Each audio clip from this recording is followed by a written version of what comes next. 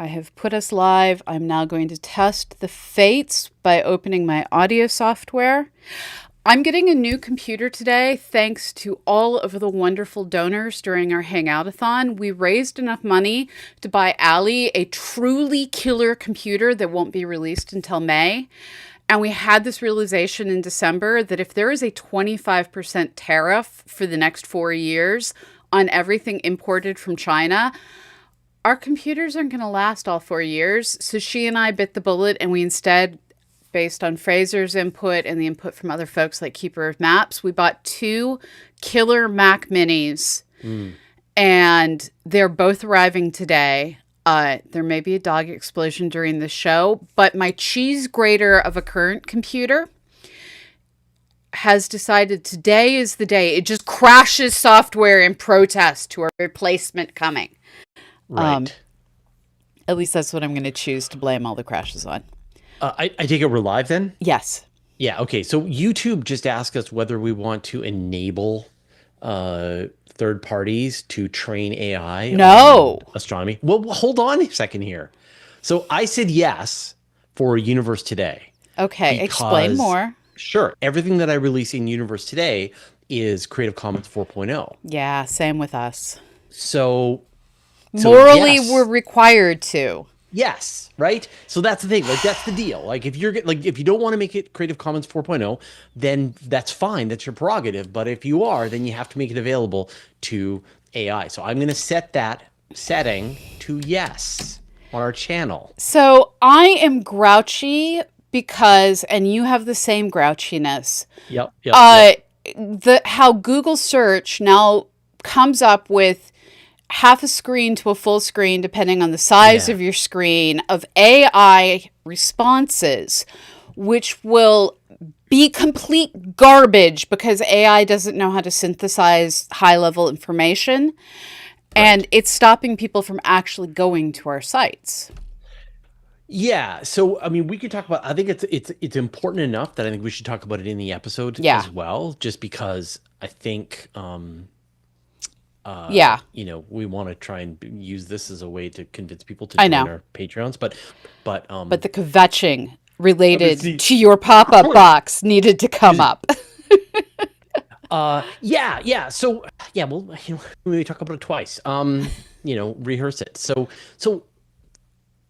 the way it works right now is that you do a search on Google, and now it's pretty much ubiquitous where you do a search on Google, and the top thing in the search, pretty much no matter what it is, will contain a summary of the information as best Google could do. And obviously, it's problematic. There's all kinds of issues with it, but it's mostly fine, and it mostly gives you the answer that you're looking for. And then it references all of the places where the content came from, and nobody's going to click on it. And so for me, as a website publisher, I mean, I'm seeing a 90% drop in traffic from Google. And that was once a fairly large source of our revenue. So our revenue from advertising as it relates to search engine traffic is in the toilet. Like, it is down 90% of what it was a couple of years ago. Like, it's over. Yeah. And for most companies, this is existential. Like I don't know about you. Like, imagine if your company lost 90% of its revenue over the course of a couple of years. Like, you're dead. So we are not dead just because we have Patreon. Yeah. And it's getting to be an even more desperate crisis as we are seeing, like, on Monday, the incoming Trump administration announced plans to remove the NASA headquarters from Washington, D.C., to close numerous NASA centers and move people to Huntsville, Alabama. And all of this is being done in order to theoretically streamline and remove redundancies. And the problem is redundancies are needed in science. You want to replicate your results. When they were trying to test all of the potentially faulty transistors for Europa Clipper, they used every single laboratory NASA could get their hands on, and they still didn't have as many laboratories as they could use. Yeah. And so we are looking at funding potentially going down the toilet for National Science Foundation and NASA funds. So scientists are no longer going to have funding. We are keeping our programs going thanks to donations and CosmoQuest's Patreon. We are looking at search results going down the toilet because of AI. We are looking at people opening ChatGPT to get information rather than doing interviews or going to original sources. And I love AI for tasks that help me figure out where I'm super wordy, find every single instance of passive writing, because I apparently use the word this constantly. Right. I love AI that removes backgrounds and images or allows me to extend an image that just has trees in the background to be a little bit bigger. Yeah. I hate stuff that is replacing the content that people are writing with misinformation. Yes. Yeah, yeah. I mean, that's a whole separate conversation. If people Yeah. want to hear me rant about it at the end of Oh, this episode, I can give you a very detailed rant. Remind me you want to hear my how you should be using this technology rant. yeah. Um, but I think, I mean, it is absolutely eating the golden goose right now, right? Yeah. It's Google is feasting on the golden goose, and there aren't many companies like Universe Today that saw this coming, shifted our priority over to Patreon, and built a lifeboat that we can then float away relatively unscathed. Yeah. But I think that for like it's gonna feel palpable shortly for most people as the sources of content that you once enjoyed vaporize. So anyway, Yeah. let's get into the episode, and then we can rant about this later on. But because I have a much more nuanced take, I think, than you do.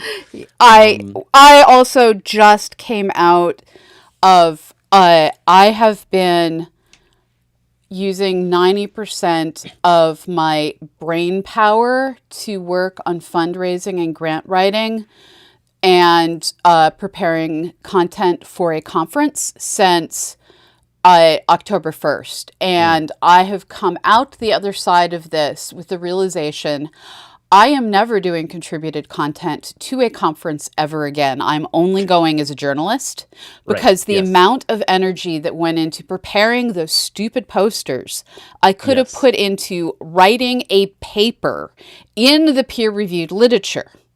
Yes. And the amount of time spent standing like a bored asshole in Yeah. front of A my board in post. front of a board. Yeah. Yeah. To talk to three people, one wonderful fan of the show. You were a highlight of my day, human. Um, That's awesome. but yeah, all of that time could have been spent hunting down stories to report Mm. on.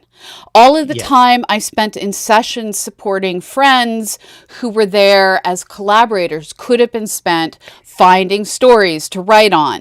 So for me, those poor people standing in front of those posters are like an all-you-can-eat buffet. Right, and I would have Be- been out talking to them had right, I because not been trapped. they're desperate to talk to anybody. Yes. You can immediately Yes. suss out how well they are able to communicate their information as well as the information that they're communicating. It's a 2 for 1. Yeah. Like so Yeah. much of my time is spent. I will see a really interesting paper and then I say, am I going to be able to have an interesting conversation with the person who has published this information? Yeah. And often the answer is no, right? Right. That it's a lot of work and I have a really hard time. But when I go to a conference like that and I just go, this is Yeah. really interesting information, but I am bored by the way you're presenting this information. Moving on.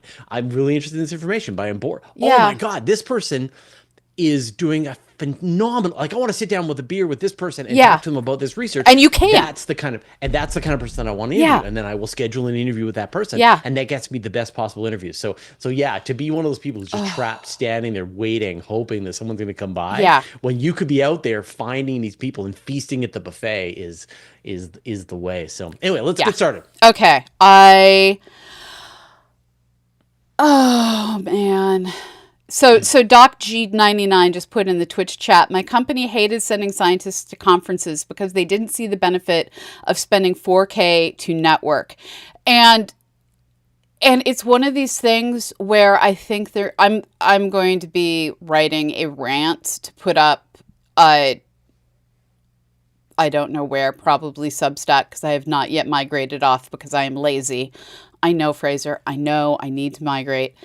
You just love your company. You love the people around you at Substack. Well, and also the monetization model they have is the most effective I've found outside of Patreon, where I have my art and I don't want to manage a fourth Patreon for my writing.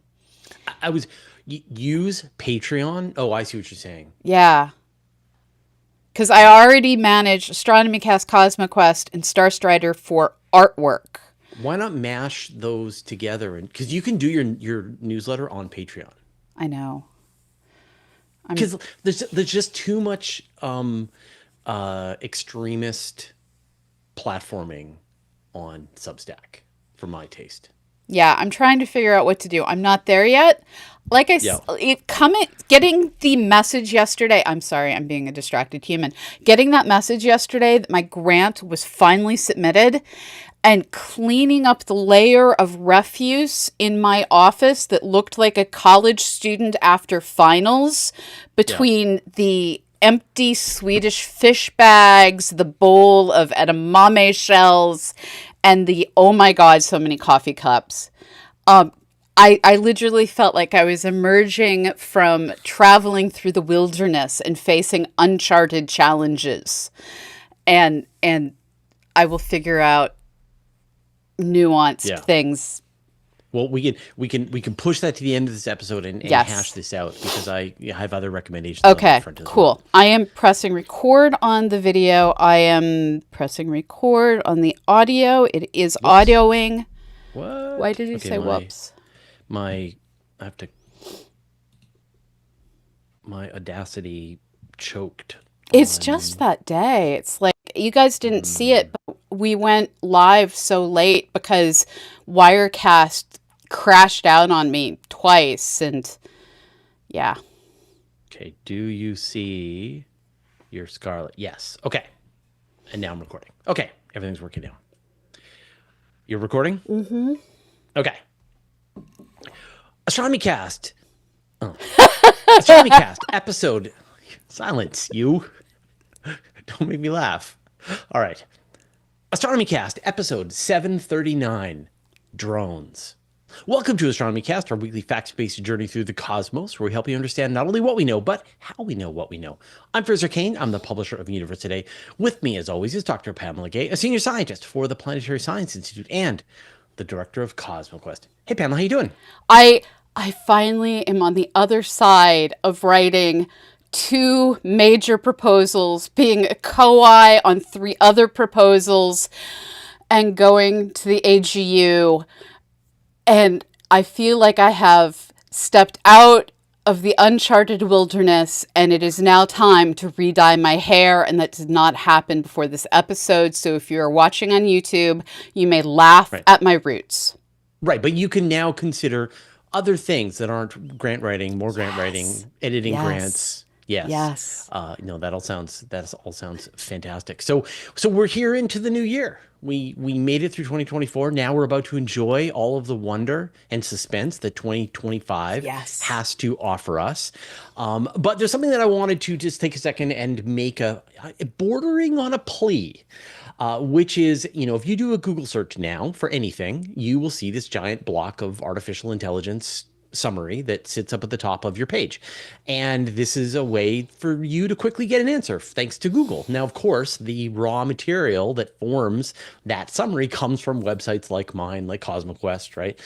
And over the last, I'd say, year or so, we've seen our search engine traffic drop by 90%. And we've seen our ad revenue drop on Universe Today by, over the last maybe 5 years, we've seen it drop by about 90%, maybe 80%. So I saw this coming and switched over to Patreon, and we are like almost funded completely by Patreon at this point. We've just got a little bit more to go to the point where we can just cut off all advertising entirely. I don't have to care at all about search engine traffic, any of that kind of stuff. All I have to care about is fulfilling the needs of an enthusiastic audience of people who want to learn about space, and I can provide that information to them. I don't have to worry about Google satisfying anything, just the needs of that audience. And so, if you've ever been sitting on the fence, you're like, I really like what Fraser and Pamela are doing with Astronomy Cast, and I like what they're doing with Universe Today and CosmoQuest and all that kind of stuff. Now is the time to support the work that we do so that we can make that transition into this self-sustained world where I can pay the salaries of journalists who have advanced degrees to research space and astronomy news, to get to the bottom of stories, to write interesting explainers, to produce videos and make that stuff available. Otherwise, I think for me, it's great because we made this transition and I was prepared for it and we're almost there. But I think for a lot of the places where people get their content from and really enjoy it, it's about to all go away. Yeah. Because there are just no revenue models for this kind of stuff anymore. And so, as a wider approach, not just, hey, join Universe Today Patreon, join Astronomy Cast Patreon, CosmoQuest Patreon, support the work of the creators that you enjoy directly. Yes. So sign up for their membership, join their Patreon, buy their book, buy their merch, whatever it is that you can support them directly, because they are all struggling now. Yes. And especially for all of the science creatives that you deal with, because a lot of us have day jobs at research institutes. And there was a telecon earlier this week from the incoming Trump administration about plans to move the NASA headquarters, to consolidate NASA centers. We are considering a future, and this was one of the most frequently talked about things at the AGU meeting, where we're really worried that funds that currently are already so competitive for research are just going to go away. And so we're actually finding with CosmoQuest that it is our donations, our ad revenue on Escape Velocity Space News. We are so sorry. You can get things without ads through Patreon. That is sustaining our ability to do things like submit papers for publication, to participate in research projects, to continue contributing to the advancement of science, even as science funding goes away. Yep. Yeah. So just consider that. If the work that people are doing is important to you, figure out how you can support them directly. That is the way that you make sure that stuff continues to exist. All right. Enough of that. Let's get into this week's episode. NASA's Mars Ingenuity helicopter showed us how wonderful a flying science platform can be on another world. Soon, there'll be a helicopter flying on Titan, but there are many other flying robots that'll be helping us with all our science needs. And we'll talk about it in a second, but it's time for a break. And we're back. All right, Pamela, you pitched this idea, and you had a sort of wider, more inclusive idea originally, and I boiled it down to drones, which is, I'm happy with when you see titles on Astronomy Cast, the very short, simple, direct ones, those come from me. The very kind of long, clever ones with, double entendres and innuendo, that comes from Pamela. It's true. It's true. So this one, it's her topic, my title. Yes. And don't worry, I used very creative, colorful titles on Universe Today. I just think it's really important if we're covering topics on Astronomy Cast to just cover those topics. So anyway, what did you sort of envision in this episode? So I have to admit, it was totally inspired from while I was at the AGU conference. I was going up and basically talking to all of the people trapped at booths, and looking for things that I could steal to, not steal, I mean, it was swag that we were allowed to take. But I actually filled my friend's Christmas stockings with swag from AGU. But while I was taking the swag, I was talking to all the people at the booths and being like, okay, tell me what you do. And one of the university booths, they were doing forestry research where they have self-navigating, give it a start point, give it a goal for how far to go out, give it an end point, drones that can fly through the forest, avoiding branches and trees and things, and monitor forest health. And the fact that the technology has gotten that good, when the last time I saw a science drone, it was like super loud, would scare all the humans as well as the wildlife, and required a human to like constantly have it in sight to navigate it. We can now fly through forests, a la like the Empire Strikes Back, or I guess it was Return of the Jedi, Endor speeders. And I was like, oh my goodness, must talk about our buzzy science companions. So yes, that's why. That sounds great. Well, let's start then with Ingenuity. So Ingenuity is also known as Little Jenny, flew with Perseverance, Percy, to Mars, landed a number of years ago. It was a last-minute add-on to the mission after we'd been so successful in landing Curiosity.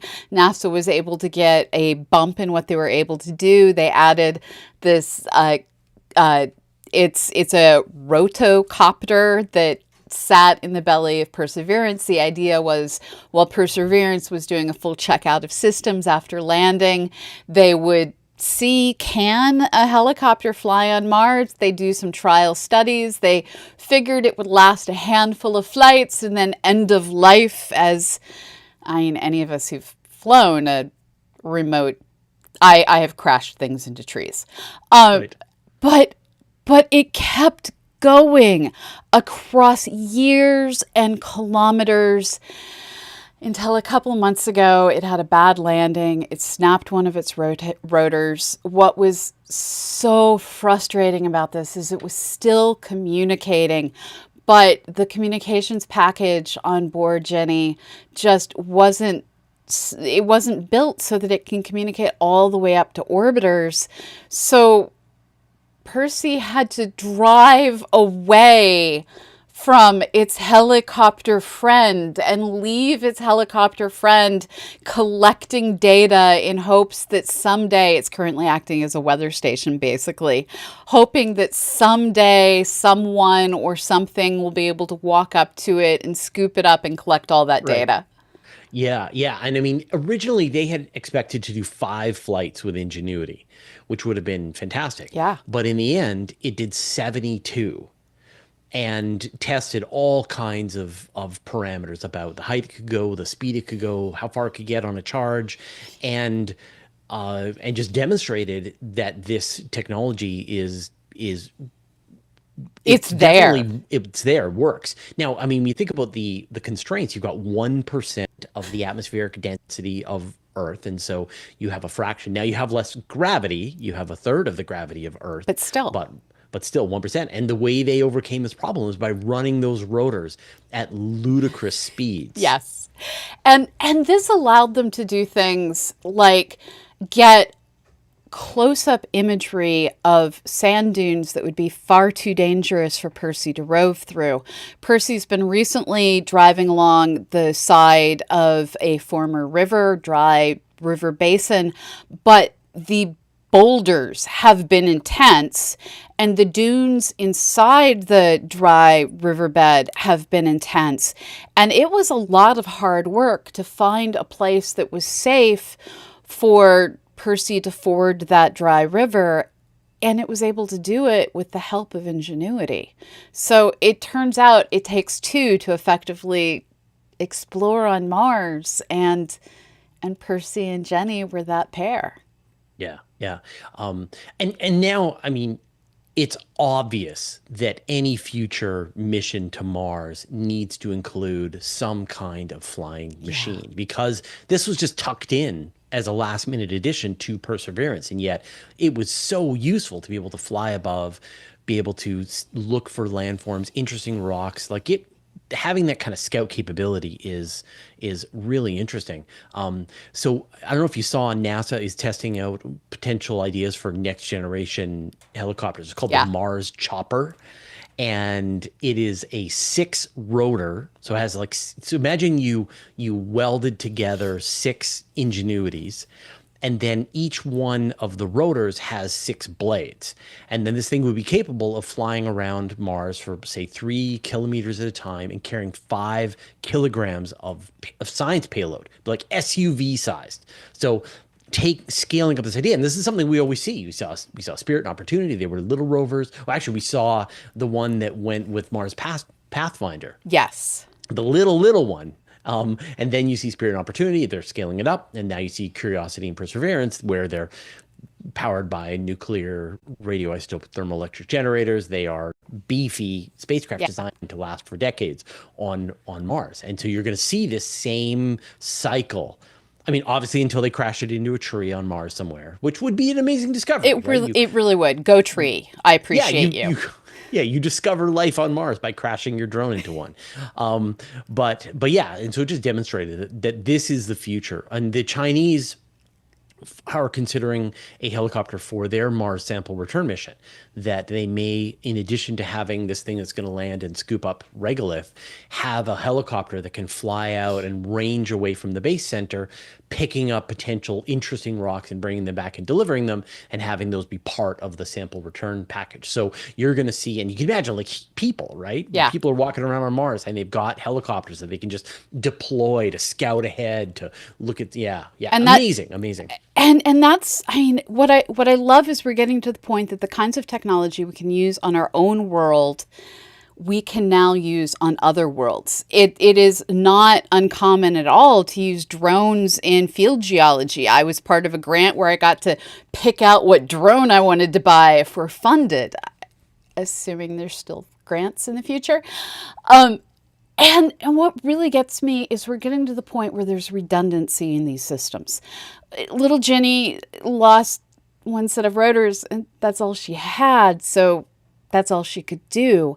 With Dragonfly, which is another one of these rotocopters, they're looking at having 4 sets of pairs of rotors, so that if any one rotor is lost, the mission continues. And that is a ludicrously large rotocopter that we're sending to Titan. All right, well, hold on. We'll talk about it in a second, but it's time for another break. And we're back. All right, now, I just want to be clear here that you were talking about a robot that's going to exist in the future that's going to, and I am all for it. But yeah, let's talk about Titan Dragonfly. So Sarah Horst at JPL and Johns Hopkins is not JPL at APHL. Is APL? What's JHUAPL? Yes, that is the combination of letters. Thank you. I have Fraser stored over there. Thank you for that. So she is the reason that I've followed this mission. Watching her through social media go from not being selected to being selected to getting shipments of devices. It's been an amazing journey to follow, and I thank her for all the time she's spent on social media.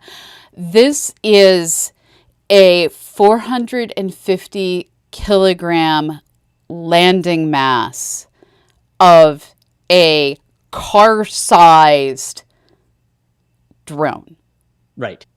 Powered by a radioisotope thermoelectric generator, like Curiosity, like Perseverance, like the Voyagers, like just bigger. New Horizons. Yeah, it's big, and it's powered by decaying plutonium, which provides a tremendous amount of electricity. It's as if, like, literally, it's if you put wings on Curiosity and Perseverance. It's true. And the Titan. And this is made possible because Titan, while big for a moon, is small if you set it next to Mars, but has the kind of atmosphere where Prometheus totally could have flied to the sun using arms and feathers. just couldn't breathe while doing it. And so you have this remarkably thick atmosphere, remarkably low gravity, and they're talking of being able to fly upwards of 8 kilometers per flight. Wow. And then sitting down, recharging the batteries, because it doesn't charge while flying, which I totally get. And it's a tiny moon. They're going to be able to do an amazing amount of discovery across the 10 years they plan for this to work. This is a mission where they're like, yeah, we know it's going to work. And I love everything about it. Yeah, it's kind of amazing that it's also going to be launching soon. Yes, 28. Yeah, so 2028 Titan Dragonfly is going to launch, but then it won't get there until 2034, which I know. So we have to be patient. That's 10 years from now. But like, do you remember when Rosetta launched and they were going to have to wait 10 years to be able to meet, or when New Horizons launched, you have to wait 10 years for it to get there, or when Cassini launched? Like, we've waited 10 years. But we're old now. Right, I know. We turned old as these things happened.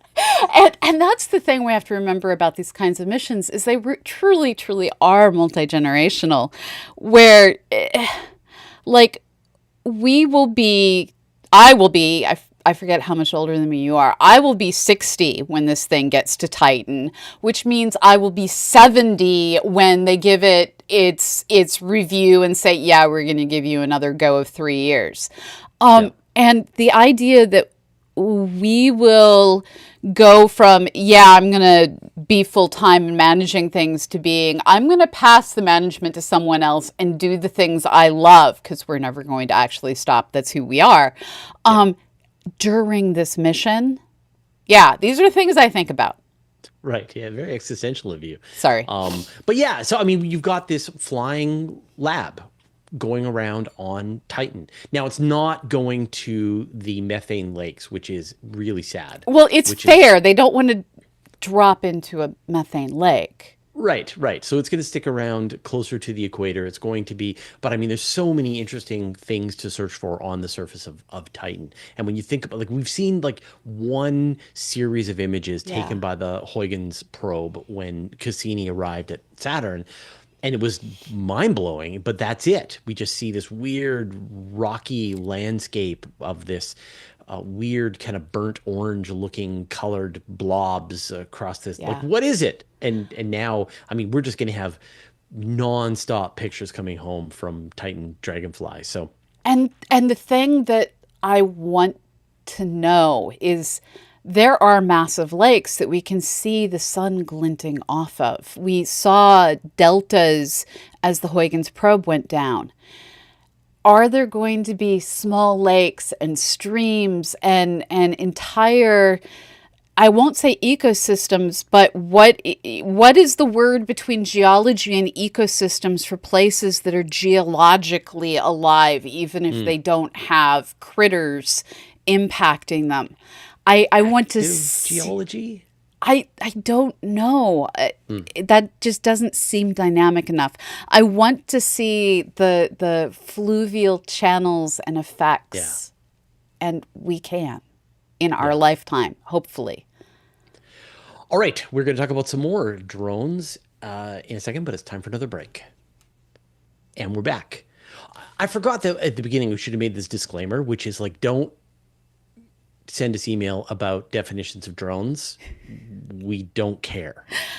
I go with the little flying buddies. Our buzzy scientists. Little buzzy scientist pals. It's, to me, it's anything that doesn't have a human being sitting in a cockpit, and so these are little buzzy companions that do science with us.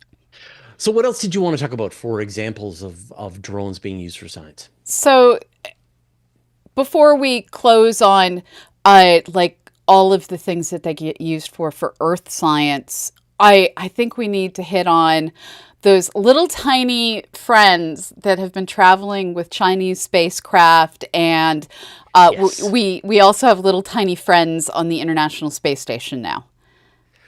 Yeah. So one of the things, like, the questions that we always get is, why don't we see pictures of spacecraft from space? And obviously the answer is, how do you take a picture of yourself when you're out in space? Yeah. How can James Webb take a picture of James Webb? It's James Webb and it's just taking pictures and that's that, right? Well, the Chinese said, hold our beer, and have included selfie drones Yeah. with most of their recent missions. It's And so amazing. yeah, and so with their mission to Mars, as well as some of their other missions, the spacecraft deploys a tiny little free-floating camera that drifts away from the spacecraft and takes a bunch of pictures of it before, I guess, floating away.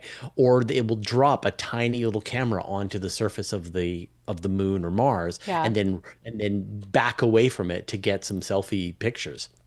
And Eh, so and the pictures, they go viral, right? right. Because you're getting an actual image of your spacecraft in its surrounding, and it's worth the mass, I think, is the decision that the Chinese have made, and so more power to them. And as CanSats, suitcase sats, and all those other tiny just get shoved in as extra space gets filled spacecraft have allowed things like the DART mission had friends that flew with it.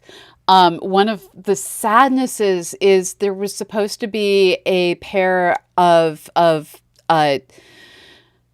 bigger than cans, smaller than cars, craft Janus that were supposed to fly with Psyche, but when they changed Psyche's launch cycle, Janus got put into storage. And I'm really hoping they pull it out to reuse with Apophysis flyby in a couple of years.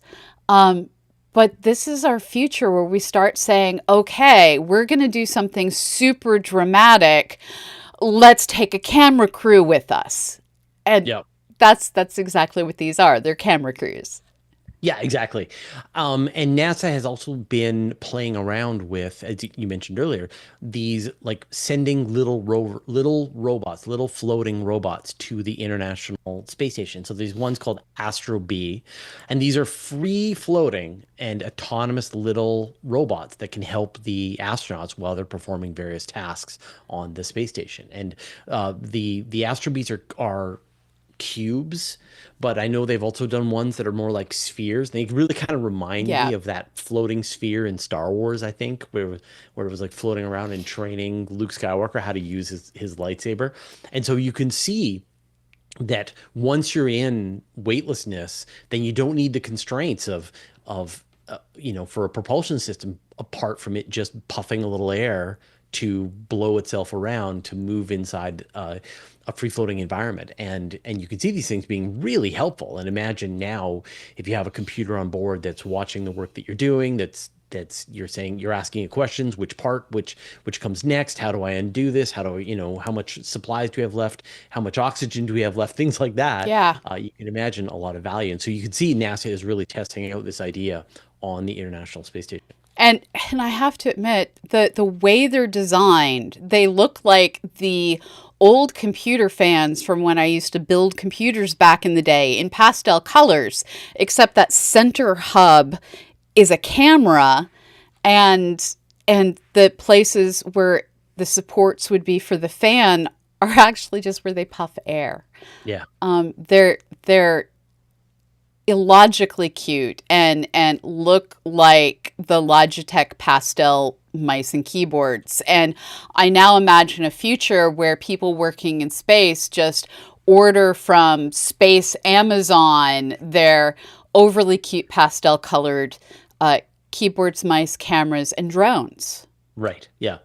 So there was an interesting piece of drone work that we were investigating with the universe today, where people studying meteorites were testing out how well drones would work in autonomously collecting meteorite samples. Yeah. And it turns out it's really good. Yeah. And so what they did was they set out drones in a region of Australia, which is known for, like, it's got a lot of sand, and so any meteorites that are came from space look very different, and they sit on the sandy surface, and so are really obvious for for an observer. And these drones go out and they just continuously scan the area looking for anything that's potentially anomalous. They identify these potential meteorites, they collect them, they take a picture of them in situ, they make sure they understand the environment around, and then they collect the meteorites and bring them back to the researchers. And so the researchers were shown they were able to find meteorites at a faster rate just by doing this. When you think about places like Antarctica, which is where most people search for, that's where the most meteorites are found, because it's not like more meteorites fall in Antarctica. It's just that you've got the snowy waste where you don't have terrain that's going to look like meteorites. And so any rock sitting on top of the ice has to be a meteorite. And so this whole process is going to get a lot more efficient thanks to drones. And this is where I think it's important to say that there are many different kinds of AI, artificial intelligence, and machine learning, ML, algorithms. And the computer vision algorithms and the artificial intelligence navigation algorithms are both ones that aren't stealing work that people want to do from the people doing the work. Scientists love to go out and hike around, but at a certain point, if you can be out there with a tiny fleet of happy little buzzy companions that are zipping off into the distance and scooping up meteorites without having to worry about getting bit by whatever deadly thing you encounter in the Australian outback, this is allowing them to be outside doing the things they love and doing it more effectively. Mm-hmm. And this is the kind of machine-human collaboration I want to see. Please stop summarizing science in ways that causes misinformation. All right. Well, I think we've run out of time this episode, but thanks, Pamela. Thank you. And thank you to everyone out there supporting us. And I'm going to have new names next week. I decided I wasn't brave enough to add in the new names this week. So these are repeat donors. This week, I would like to thank Abraham Kurtel, Alex, Arctic Fox, Bart Faraday, Bob Zatsky, Brian Cagle, Cami Rassian, Cooper, David, Diane Philippon, Dwight Ilk, Evil Melky, Frank Stewart, Georgie Ivanov, Gordon Dewis, Hot Dog Shresha, Janelle, Jeff Collins, Jim McGeehan, Joe Holstein, Jordan Turner, Kate Sandretto, Kenneth Ryan, Christian Magerholt, Les Howard, Mark Schneider, Matthias Hayden, Michael Prochada, Mike Huzu, Paul Disney, Peter, Robert Hundell, Sam Brooks and his mom, Scott Briggs, Simon Barton, The Big Squish Squash, Time Lord Iro, William Andrews, Adam Anise Brown. I went one too far. Adam, you'll get thanked twice this month. So thank you all so much for being here. And thank you for allowing both of us and all of our teams at Universe Today, CosmoQuest, and Astronomy Cast to do things we love. Thanks, everyone. And we will see you next week. Bye-bye, everyone. And then they saved. saved. I didn't say it last week, and I got added. You got... Oh, you didn't say that, and then they saved? And I got added in social media messaged for not saying it. It was true. I didn't say it. No, it's true. But I mean, can't we mix things up? Can't we explore new ways? No. We're locked in. I think we scare people that we forgot to save if we don't say it. Did they save? It's a valid concern. It truly is. I don't know if you've ever done this, but there was 1 or 2 different episodes of Escape Velocity Space News where I forgot to click record in the video at the beginning. And luckily we could rescue the lower quality from Twitch, but yeah, that wasn't good. And there have been at least 3 times where I forgot to switch, where I wasn't live streaming while recording, and I forgot to switch from the preview screen to the me talking screen before me started talking.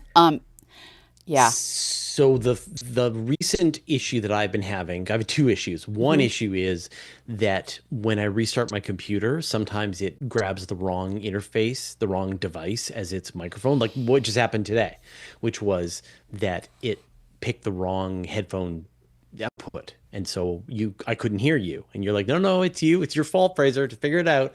And so I figured it out. But that's happened with the microphone, with the audio in. And that's devastating Oh, because yeah. I record the whole episode. I do an interview with somebody Yeah. and I don't realize that I'm on the wrong device. They're too polite to tell me you sound like shit. And we end up at the end of the episode, I'm listening, I'm like, oh no. So that I've had two interviews go bad because of that, and in one case, my audio was unusable, and in another case, we were able to clean it up a bit. So there's an episode coming up where I re-recorded my side of the conversation, and we'll find out whether or not people can tell. Um, and then the other thing that I do is my camera, when it's recording really long files, it records this temporary file, and then when it finishes, it writes it all to the final file. And if I stop the recording but I open up the to pull the card out too quickly, it records a garbled version. And so I've twice had my video footage destroyed because I didn't wait long enough for it to fully write out the file to the card. I needed, I grabbed it right away I and have done that. lost. Oh, so frustrating. So now Oh, I stop the recording and then I wait like at least a minute before I will open up the tray to pull the card. So we did get a couple of questions here, okay. which we'll quickly jump into. Raj Luther asks, other than flying drones, are there plans for drone submarines? It's also my birthday. Happy Yeah. birthday, Raj. Happy birthday. Yes. So there are numerous moons that we believe have some degree of liquid water under their surface, whether it is contiguous seas or pockets of liquid is unclear. We need more gravitational data. Europa Clipper will get that data. Yep. And there have been ongoing plans since we started recording to develop Yes. autonomous drones. And some of the stuff they've done to test these is phenomenal.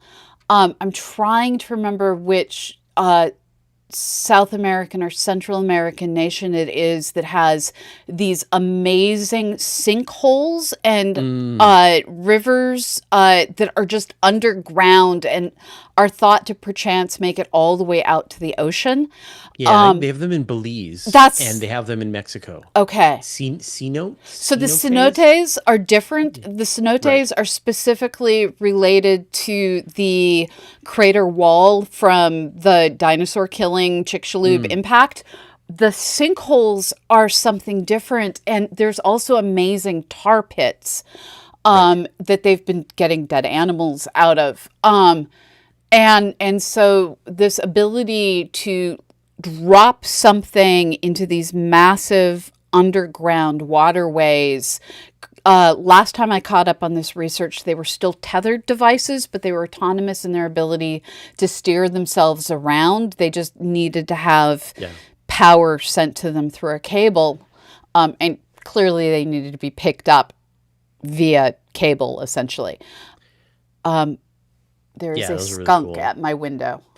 So we did some reporting. NASA has been testing out some potential submersibles for um, for Europa, Enceladus, places like that. And so you imagine you'd have this melt probe that would go down through the ice, and then it would, when it reached the bottom, it would open up the front, and then it would let out these little submersibles, and they would float around. And they've actually been testing out different prototypes of those submersibles. There's some great video. We should have included that in the conversation, actually, Yeah. where they have like little propellers on the back, and they can control their depth, and they would fit within this probe. Now, obviously, as you said, we've been talking about this for what, almost 20 years now, and we're still probably 30 years away from these things being a Yeah. reality, and yet it's been an idea that's been thought about for a long time. And then the other thing, and this isn't a drone, this isn't little, but NASA has been thinking about submarine missions to Titan. So that you could actually send a submarine to those methane lakes on Titan. There's a lot of Yeah. really interesting things on Titan. For example, liquid methane is very optically clear, Yes. so you don't have to deal with the sort of degradation of your vision in the way you would with liquid water. You could see a much farther Yeah. on in liquid methane, and so there's a lot of really interesting ideas. And NASA has got artist renditions of what they might look like. I have to share what Anodyne Quinnan, I'm not sure if it's quinine or quinine, wrote on Twitch. They write, I, for one, welcome our new drone overlords. Buzz, buzz, and whirl wild to Right. the sky. Uh, until they're used for warfare. Like Well, this is getting scary I, in places like Ukraine and yeah, Russia, right? yeah, no, yes. And there's also, so the amount of drones used in everyday commercial work is kind of profound. Like we have a leak from one of our chimneys that is causing problems. And getting to our roof is a royal pain unless you go up through the house and there's a hatch. But the people coming out to bid on the project had no way of knowing that you can actually get to our roof from inside the house. So they brought a drone to inspect our chimneys. And the idea that now, instead of having to deal with 30-foot ladders and risking your life just to do a quote, you can send up a drone is super cool. They're using drones to inspect farming, to figure out where do we need to add more water, where do we need to add more pesticide. They're getting used in insurance claims, in Yeah. emergency areas, to look for people in emergency areas. Now, unfortunately, it's really hard to know when that drone is just a lost insurance inspector drone versus something truly creepy that shouldn't be occurring. Right. We live in a Or very dropping strange thermite. time. Yeah, dropping Right. thermite on you. Yeah. Um, That luckily doesn't happen domestically yet. Yet. Zappan asks, does NASA have any more Mars landers in the pipeline, or is it all focused on Oh, sample return? God. So Mars sample return became a quagmire earlier this week. Do you want to Yes. discuss that? Yeah, yeah. So, obviously back, the original plan with Perseverance was to collect up all these samples and then have the Mars sample return mission go to pick it up and bring it back Yeah. home. But the problem is that the budget is expanding and expanding, and they're looking at now that it would cost well more than $10 billion to Yeah. do this mission. That's too expensive. And so NASA went back to the beginning and said, give us your ideas. And now they're back with a new idea. One is they pitched two overall plans this week. One is that they would do something like a beefed up sky crane, like what they did with Perseverance and Curiosity. This thing would land, it would meet up with Perseverance, transfer the samples over, and then it would fly home. The other possibility is to use a heavy lift lander like SpaceX Starship or Blue Origin's landing system to be able to retrieve the samples Yeah. and bring them back. And I think like the Starship one would be great if it works, because then you can get this demonstration whether or not Starship can actually land on Mars, whether it can actually refuel itself in the atmosphere of Mars. Like there's a lot of really interesting technology that could be tested out by going that path. So so right now it's all in limbo, and at the same Yeah. time the Chinese are planning, the Chinese are going to be launching next year, 2029, and Yeah. back by 32. No, wait, it's earlier than that. Anyway, they're going to have the samples back 2031. Let's see. It's early 2030s. And the timelines, everything is a mess right now. I don't know what's going to Yeah, be 2031. I don't know what's going to be true in 6 months. So Yes. on paper, SpaceX is supposed to go to the moon next as part of NASA's Artemis program that a gazillion scientists are relying on for their data, for their science, for their future. And a tiny group of astronauts is like, we were chosen. Can we go? We want to go. We are training to go.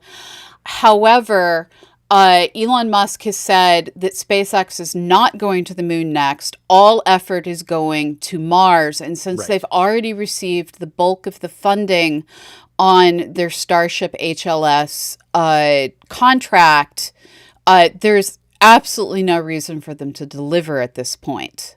Mm.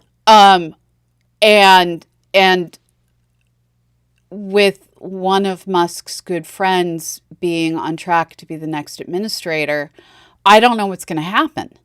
And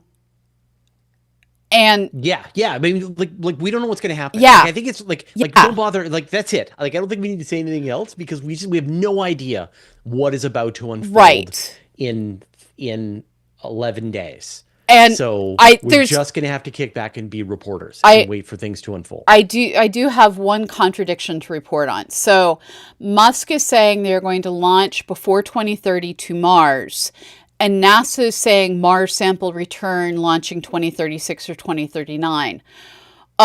If both those timelines are true, and historically Musk has been off by order of 5 to 15 years, it could very well be that human beings walk up to the samples, and I'm really hoping they are sealed really well, and human beings pick them up and bring them home. Mm-hmm. We So don't know. yeah, we don't know. We don't know. But I think that's a good. I mean, that if SpaceX can demonstrate that they can reach Mars and they can actually launch off of Mars and come home, then the having a Starship Yeah. perform the Mars sample return mission is an obvious good first mission to do that, because then sending humans to Mars is just a fancy version of a sample return, right? You got to bring those people back safely from Mars in the way that you got to be able to bring rocks back safely from Mars. So it's a really important first step. Yeah. Renan Geo06 asks, any plans for drones to explore Venus, if not the surface, at least high in the atmosphere? Does Da Vinci or Veritas have balloons in the No. atmosphere? No, Okay. one of them's going to drop a lander, or drop a Okay. like a probe Okay. that's going to float. I mean, it's more like dropping a rock in the ocean, right? They sort of you don't have to really worry too much about how to Yeah. make this thing land. It will land. Yeah. But it's it's hell. You're going through hell. But no, there've been lots of really interesting plans for balloon type missions to Venus, but none have actually been chosen. Yeah.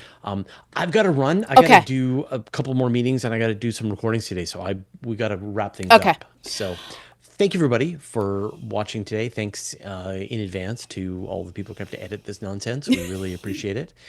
Thanks, Pamela, and everyone's watching us Twitch and on YouTube. And we will see all of you next week. Bye-bye, everyone. Thanks, everyone.